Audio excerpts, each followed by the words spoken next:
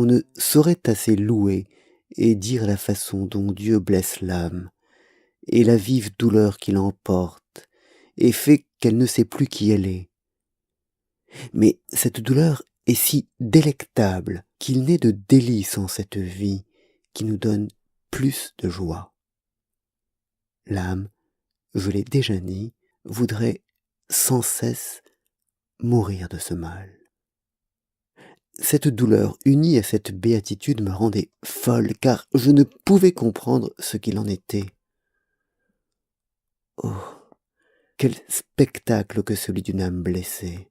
À ce qu'elle comprend, elle peut se dire blessée pour une si excellente cause.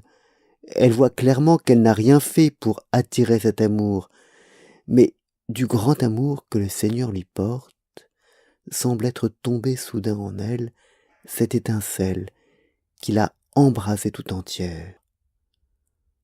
Que de fois, dans cet état, je me suis souvenu de ce verset de David, Quem ad modum desiderat cervus, ad fontes aquarum. Je crois le voir réalisé en moi à la lettre.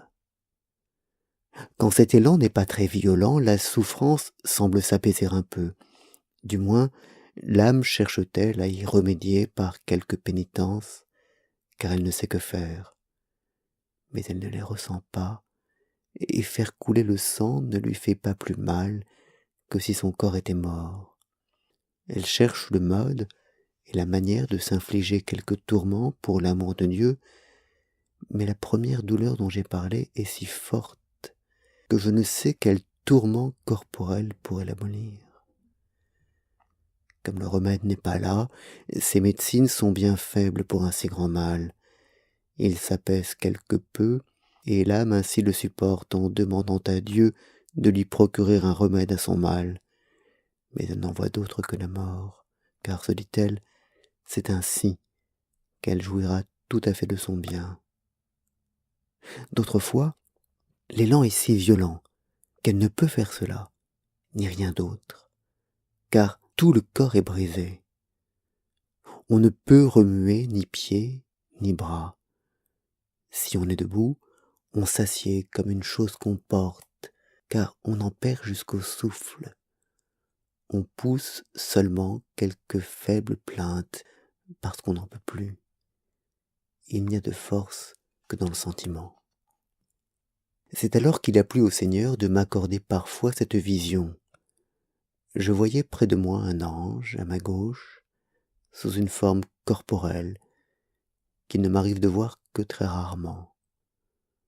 Des anges ont beau souvent m'apparaître, je ne les vois pas.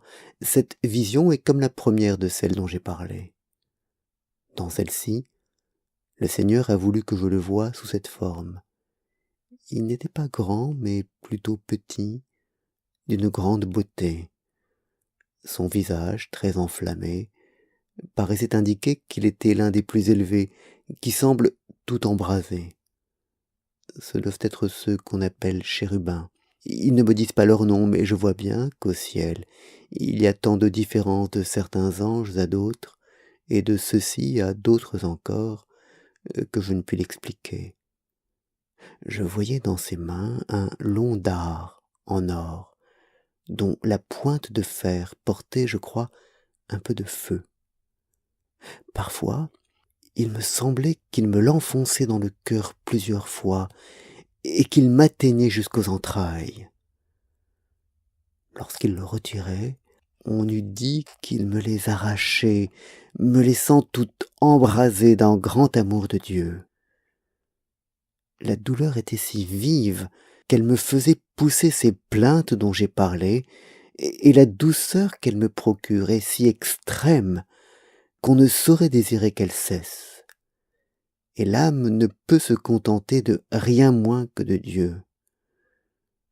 Ce n'est pas une douleur corporelle, mais spirituelle, bien que le corps ne manque pas d'y participer un peu, et même beaucoup. Ce sont de si doux échanges entre l'âme et Dieu que je le supplie de bien vouloir les faire goûter dans sa bonté à quiconque penserait que je mens. Tout le temps que cela durait, j'étais comme hébété. Je n'aurais voulu ni voir, ni parler, mais étreindre ma peine, qui était pour moi une plus grande béatitude que toutes celles du monde créé. Cela m'est arrivé plusieurs fois, quand il a plu au Seigneur de m'envoyer des ravissements si forts que, même au milieu des gens, je n'y pouvais résister.